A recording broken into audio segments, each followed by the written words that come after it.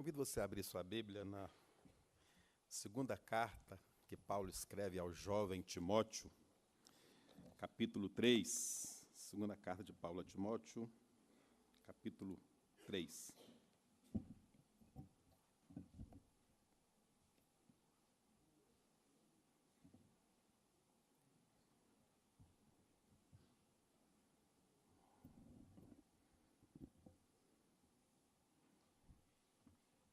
Nós vamos ter mais uma oração, né?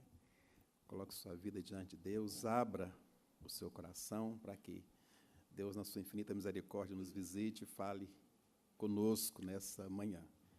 E nessa oração nós iremos interceder pelo Giovanni, esposo da Eline, genro do reverendo Adail, cuja mãe faleceu agora esta semana. Então nós vamos estar orando pelo nosso irmão, orando pela família, para que o Espírito Santo de Deus possa estar consolando, juntamente com aqueles que estão, com certeza, sofrendo em função dessa perda. Então, curve a sua cabeça, vamos estar intercedendo e pedindo a Deus também para que fale aos nossos corações através da sua palavra nessa manhã.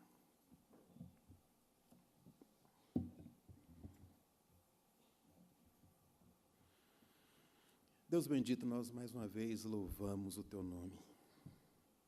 Senhor da igreja, a ti da honra, a ti da glória. Obrigado, meu Deus, por mais uma vez podermos nos reunir aqui, como Assembleia dos Santos, como povo eleito, escolhido, Senhor, para podermos prestar-te este culto público. Louvado seja o teu nome. Queremos confessar, Deus, queremos reconhecer que se o Espírito Santo não nos assistir, se o Senhor não nos abençoar, Deus amado, terá sido vã a nossa vinda a este local e nada de bom poderá nos acontecer. Mas, aleluia, porque o Senhor é fiel. O Senhor tem um compromisso com a sua palavra, onde o Senhor disse que ela não volta vazia. Por isso nós estamos aqui. Louvado seja o teu nome. Queremos pedir que o Senhor, mais uma vez, venha falar aos nossos corações, falar conosco, e mais do que isso, motivando-nos, levando-nos a obedecermos à tua palavra, à tua vontade, e assim termos a nossa vida mudada, transformada, santificada para a honra e para a glória de Jesus, o Senhor e dono da igreja e das nossas vidas. Nesse momento também, ó Deus amado, queremos interceder pelo nosso irmão Giovanni, pela sua família, enlutada, com certeza sofrendo neste momento em função da perda, Senhor amado, da sua mãe.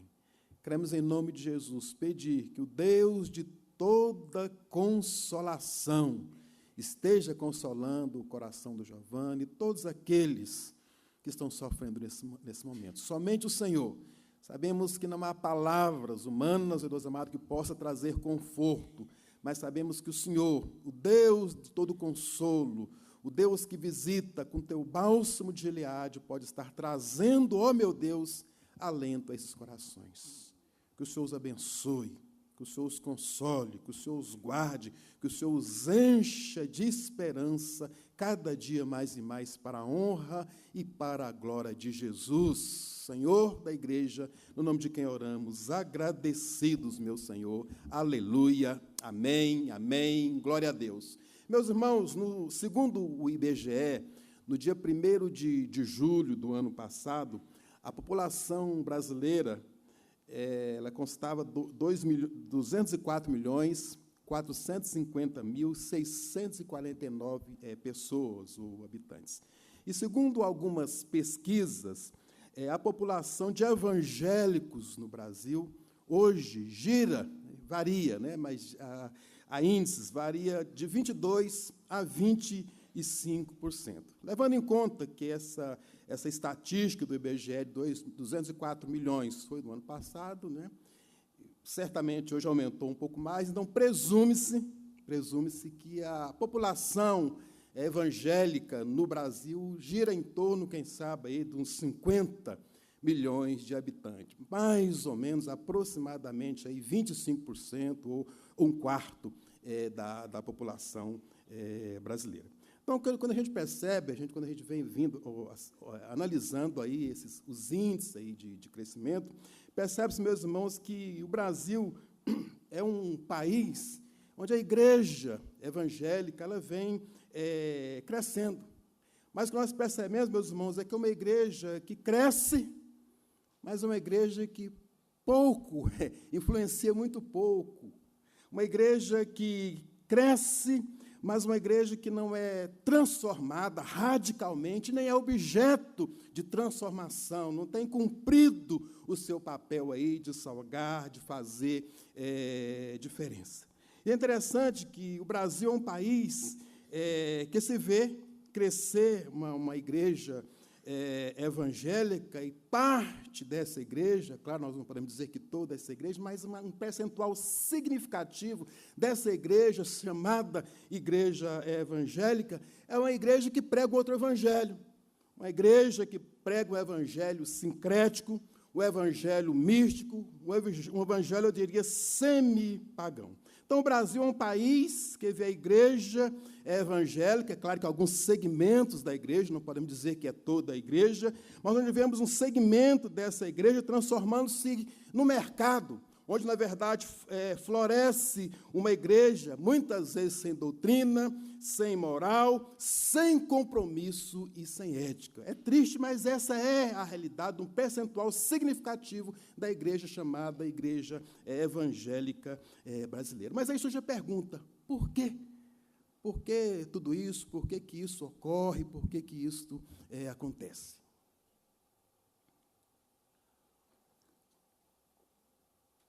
Eu acredito que, claro, há são vários motivos. Nós poderíamos aqui enumerar alguns. Gente que mercadeja essa palavra. Gente que tem nessa palavra, nesse evangelho, uma fonte de lucro, eu diria de um lucro ilícito.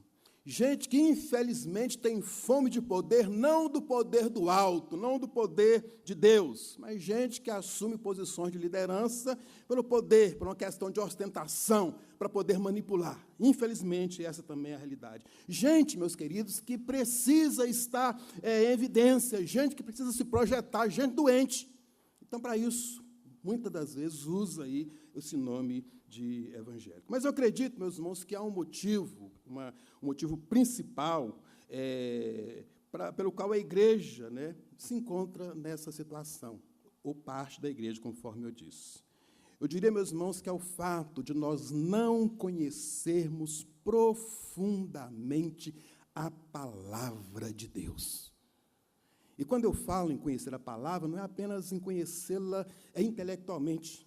Você pode saber versículos de cor, você pode ser um defensor da sã doutrina, mas se essa palavra, se ela não penetrar no seu coração, no meu coração, na minha vida, se essa palavra não estiver encarnada, Jesus vai dizer que nós somos tolos.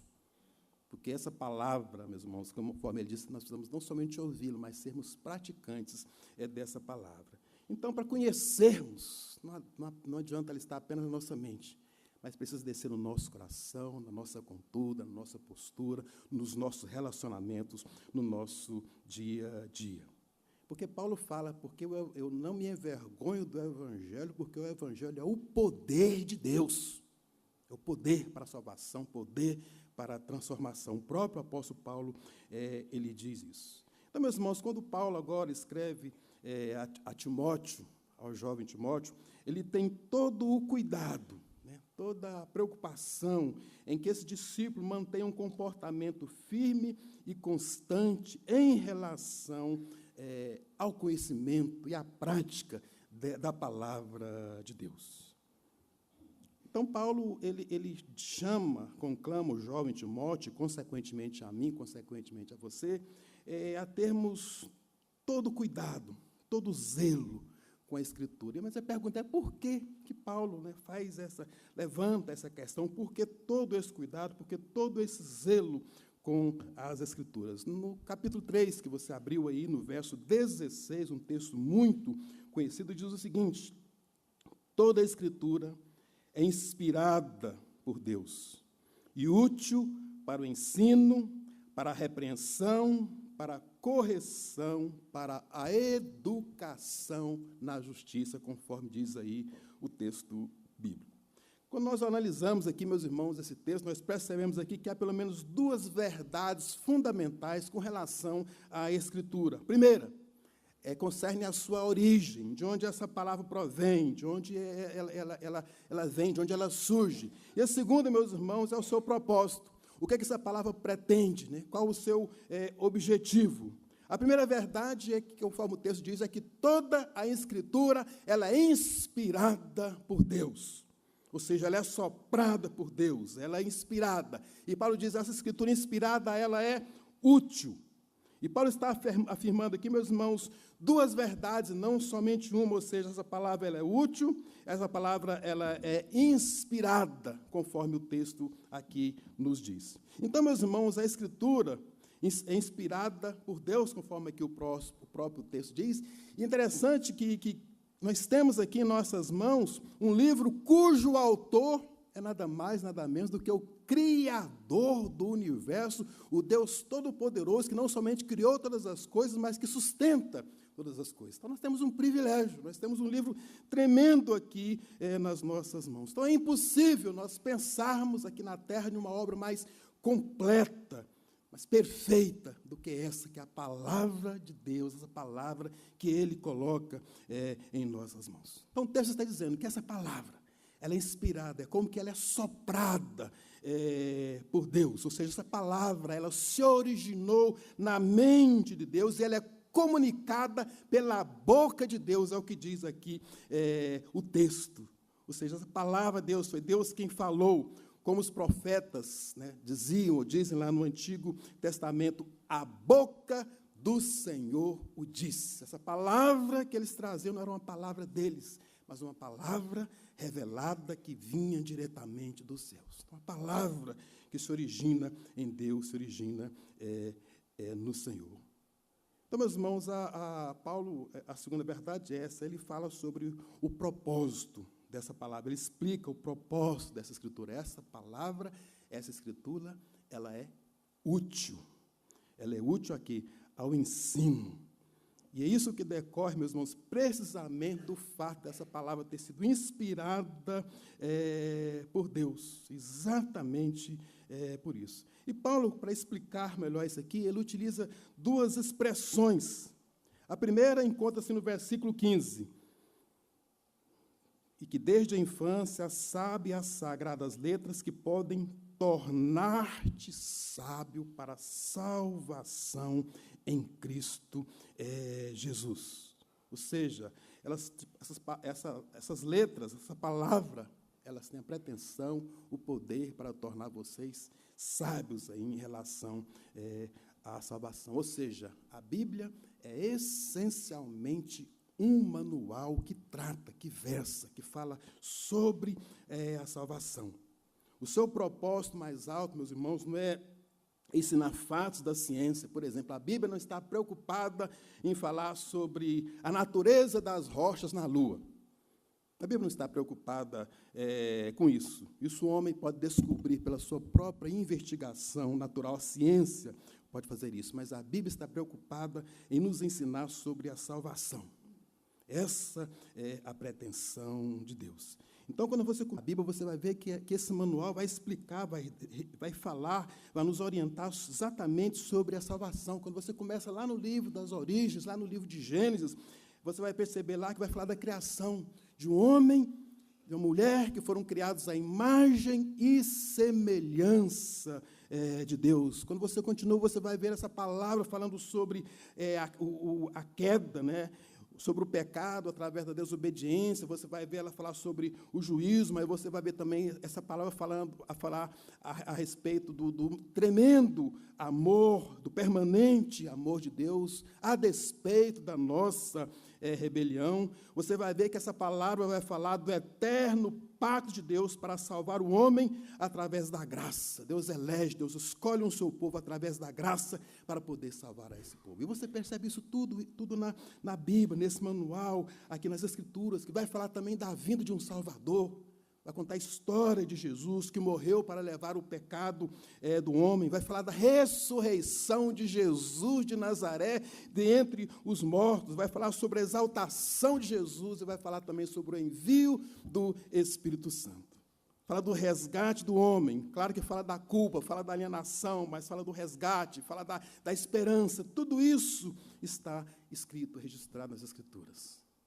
Agora, meus irmãos, nada disso seria conhecido se a Escritura, meus irmãos, se a Escritura é esse guia perfeito que nos leva à presença de Deus, ou que nos ajuda a chegarmos na presença de Deus, nada disso seria conhecido se isso não estivesse escrito ou registrado aqui nas Escrituras.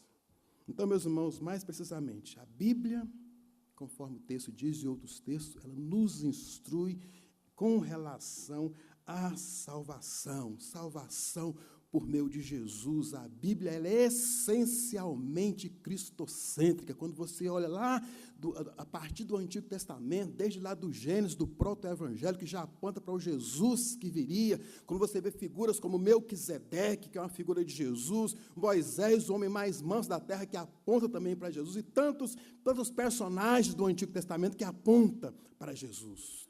Toda a Escritura, ela é cristocêntrica, ela é perfeita, ela é tremenda, meus irmãos. Percebe que o Antigo Testamento, ele preanuncia a vinda de Jesus. Quando você vai para os evangelhos contam a história do nascimento, da vida, do sofrimento, da morte, da ressurreição de Jesus. Quando você vai para o livro de Atos, você vê ali o Espírito Santo, ou Jesus, continuando a sua atuação através dos apóstolos. Você vê ali o surgimento da igreja, você vê as epístolas falando, nos orientando a respeito de Jesus, da salvação, da doutrina, da graça, da bondade, da misericórdia do Senhor. E quando você vai lá para o livro de Apocalipse, você vê falando do Jesus exaltado, sentado à destra do Deus Pai, que virá. O Jesus que enxugará dos meus olhos, dos nossos olhos, toda lágrima, mas que voltará para buscar a sua igreja. Essa é a Escritura. Esse livro tremendo que nós temos aqui, meus irmãos, nas nossas mãos. Então, tudo isso, essa apresentação de Jesus de Nazaré em toda a Escritura, meus irmãos, pretende despertar em nós a fé nele, para que assim nós sejamos salvos e caminhemos pela fé em Cristo Jesus. Então, Paulo, ele prossegue agora, ele fala aqui, falando sobre a utilidade da Escritura, no que se refere tanto à doutrina como à conduta. Olha o que diz aí no finalzinho do versículo 16 que nós lemos. Essa palavra serve para quê?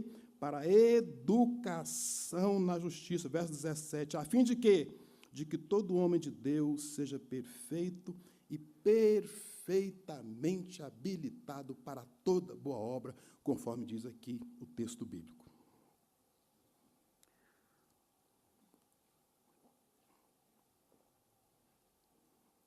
A gente percebe tanto nas Escrituras, como no dia a dia, que os falsos mestres, eles divorciam essas duas verdades, ou seja, a conduta, né, e a doutrina.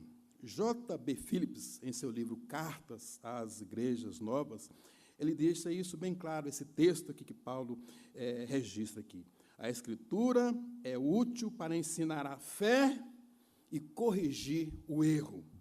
Quanto à doutrina, quanto à conduta, ela é útil para orientar a vida do homem e ensinar o homem a viver.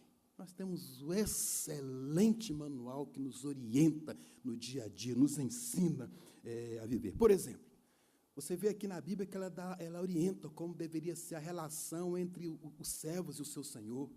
Hoje nós podemos dizer entre o empregado e o patrão. Você vê que a Bíblia ela fala como deve ser a relação de pais e filhos, marido e mulher, como deve ser a nossa relação com as autoridades e por aí afora. Então, meus irmãos, se nós quisermos ter a nossa vida, quisermos em nossas vidas, em nossos ministérios de ensino, se nós quisermos que nós cresçamos em verdade, na verdade, nós precisamos, se quisermos abandonar o erro, nós só podemos fazê-lo utilizando essa Escritura, é claro que não de uma forma somente à letra, mas é claro que com a atuação, com a intervenção, com a bênção, com a iluminação, com a orientação do Espírito Santo. Então, nós precisamos que isso penetre na nossa vida, que isso faça diferença na nossa vida, para superarmos o mal, para crescermos em santidade somente através dessa palavra. Então, meus irmãos, é para ela. Se quisermos ter vidas transformadas, é para essa palavra que nós precisamos nos voltar. Antes de tudo, Paulo fala que essa escritura, ela é útil, ou seja, o principal meio que Deus utiliza para levar o homem de Deus, conforme diz o texto, à maturidade, levar todo crente, fazer com que todo cristão, todo aquele que é nascido de novo, cresça em santidade, para que todo homem, toda mulher, para que todos nós sejamos perfeitos e perfeitamente habilitados para toda boa obra, conforme diz aqui o texto. E quando a Bíblia fala essa expressão boa obra, é claro que é um termo bem abrangente, mas um dos aspectos desse termo é exatamente o anúncio desse evangelho. Deus nos capacitando para nós podermos anunciar, pregar, proclamar, testemunharmos a respeito aqui dessa palavra. Quando nós olhamos, estudamos um pouco a vida do apóstolo Paulo, nós vamos perceber que Paulo foi um homem muito instruído no conhecimento das letras. E alguém que sabia manejar, que manejou com muita habilidade as Escrituras, a palavra de Deus. Prova disso que foi um dos ícones na evangelização, principalmente na evangelização dos gentios. Então, essa boa obra diz respeito também à proclamação, diz respeito também ao anúncio, à divulgação do Evangelho. Mas eu pergunto, como é que nós poderemos divulgar bem alguma coisa que nós não conhecemos bem? Isso seria uma propaganda enganosa. Você pode até ser levado no PROCON. Uma propaganda enganosa, você tentando divulgar alguma coisa que você mal conhece. Como que nós poderemos divulgar bem? Quando nós não agimos dessa forma, quando nós não manejamos bem essa palavra, meus irmãos, nós podemos incorrer, pelo menos, em 2 riscos. Primeiro, conforme eu disse, de fazermos uma proclamação, uma divulgação enganosa, ou seja, proclamarmos um evangelho deturpado em seus princípios fundamentais. Que, infelizmente, que nós temos ouvido, visto aí, o anúncio de um outro evangelho, um evangelho completamente divorciado das Escrituras evangélicas, das Escrituras. Então, a gente percebe claramente isso, o anúncio de um outro evangelho, o evangelho da graça barata, o evangelho do enriquecimento rápido, o evangelho sem arrependimento, o evangelho sem cruz, o evangelho sem quebrantamento, o evangelho sem renúncia. Então, nós incorremos seriamente nesse risco, incorremos nesse erro, se nós não observarmos atentamente a palavra. E, meus irmãos, esse não pode, de forma alguma, ser o objetivo do verdadeiro discípulo. Olha o que Paulo fala. Porque não estamos como tantos outros mercadejando a palavra de Deus. Antes, em Cristo, é que falamos na presença de Deus, com sinceridade e da parte do próprio Deus. 2 Coríntios, capítulo 2, versículo 17. Então, em primeiro lugar, nós incorremos nesse risco de estarmos divulgando, pregando um outro evangelho, um falso evangelho. Em segundo lugar, meus irmãos, nós também corremos também o risco de qualquer momento nós passarmos pelo constrangimento. Nós, de repente, poderemos ser questionados, perguntados o porquê da nossa fé e não sabemos explicar a razão da nossa fé. E Pedro, interessante que ele nos adverte a respeito disso. Ele fala assim, antes santifiquem Cristo como Senhor em vosso coração, olha só, estando sempre preparados para responder a todo aquele que pedir a razão da esperança que há em vós. Primeira carta de Pedro, capítulo 3, versículo 15. Então, meus irmãos, o discípulo de Jesus, ele deve estar preparado quando ele for questionado em relação à sua fé, poder explicar a natureza, o porquê que ele crê, porquê que ele frequenta a igreja, porquê que ele se diz cristão, explicarmos a razão da esperança que há em nós. E nós só podemos explicar se essa palavra estiver encarnada na nossa vida e fizer diferença na nossa vida. E dependendo do fundamento ou das nossas respostas, quando nós somos questionados, nós tanto podemos ser bênção, tanto podemos orientar as pessoas podem ouvir o Evangelho e ficarem ávidas, quererem conhecer mais desse Evangelho, como podem até distanciar. Porque essa palavra, meus irmãos, se ela não estiver encarnada, vai ser o quê? Vai ser um discurso vazio, vai ser um discurso religioso, vai ser um discurso fanático, mas que não vai fazer diferença nenhuma na vida daquele a quem nós proclamamos. E Paulo, também sobre isso, o apóstolo Paulo, ele tem todo cuidado em dizer a Timóteo, orientando aqui um dos seus discípulos, o jovem Timóteo, quando ele diz: procura apresentar-te a Deus aprovado, como obreiro que não tem de que se envergonhar, que maneja bem a palavra da verdade. Então, essa é a orientação do apóstolo para as nossas vidas. E eu finalizo, meus irmãos, fazendo o seguinte questionamento. Agora, como manejar esta palavra da verdade sem o devido treinamento, sem uma devida orientação? Como que nós vamos fazer isso? Aí é que entra uma instituição que em julho completou 236 anos, a Escola Bíblica Dominical. Aí ela entra em cena. E eu quero ressaltar, meus irmãos, que o programa e que a Escola Bíblica Dominical, na verdade, ela é somente uma pequena parte do impacto educativo de toda a igreja. O ensino da igreja não se limita, a educação cristã não se limita à escola dominical, é claro. Mas a escola dominical ela tem uma participação significativa na educação cristã, no nosso crescimento. Porque não é somente a escola, a igreja, pela sua natureza, ela é ensinadora, ela precisa ensinar. Por isso, todas as atividades da igreja, elas fazem parte do ministério do ensino.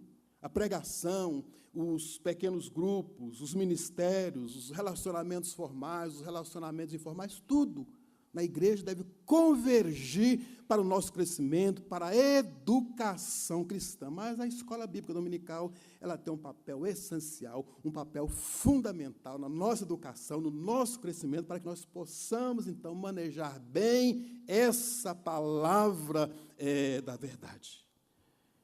O fato, meus irmãos, da EBD, ou da Escola Bíblica Dominical, ter faixas, ter classes por faixas etárias. Por exemplo, nós temos classes para os iniciantes da fé, classes de doutrinas, classes por interesses e por aí afora. Isso faz, meus irmãos, da Escola Bíblica Dominical um ambiente, um local propício para o estudo desse livro tremendo que Deus colocou em nossas mãos. Esse é o nosso livro-texto. A escola dominical, nós estudamos a Bíblia. Esse é o nosso livro-texto. Acredito, e os irmãos também, penso que acreditam também, que as crianças elas devem ter uma atenção especial, e graças a Deus aqui elas têm uma atenção especial, na escola bíblica dominical, quando é à noite elas têm um culto na sua própria linguagem, um ensino bem específico, com um estudo, uma aula, um ensinamento na sua própria linguagem.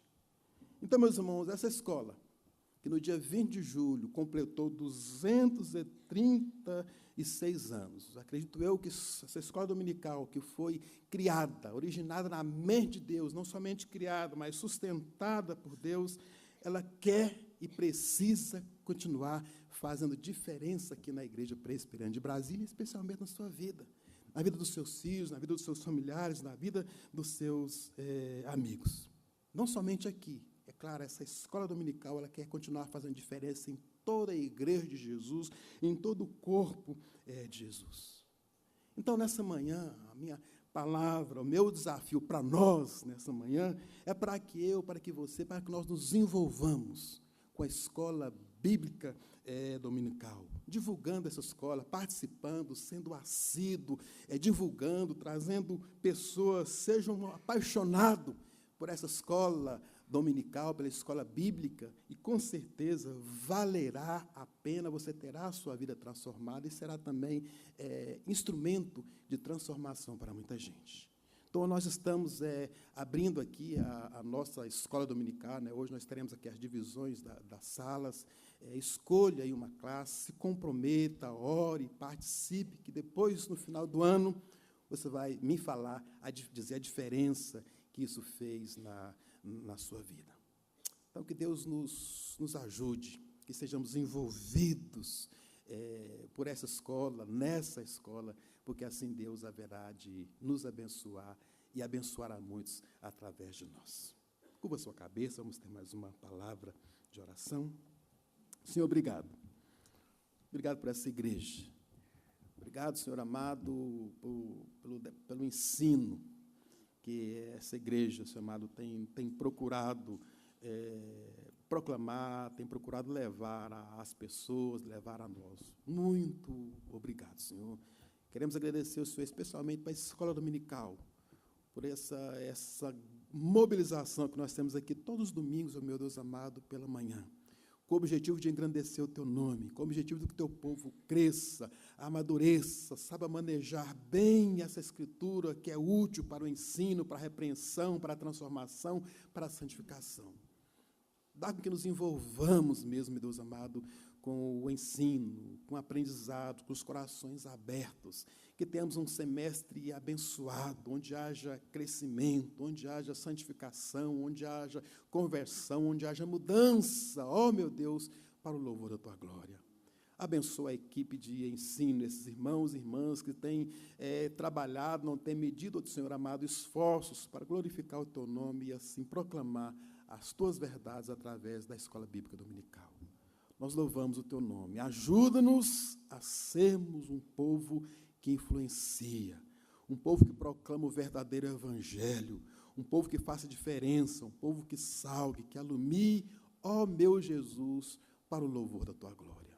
A Ti nós damos toda a honra, toda a glória, reconhecendo que somente o Senhor é digno de ser adorado. Louvado, exaltado, bendito seja o Teu nome, em nome e por amor de Jesus, meu Senhor. Aleluia. Amém, amém, amém. Amém. Aê.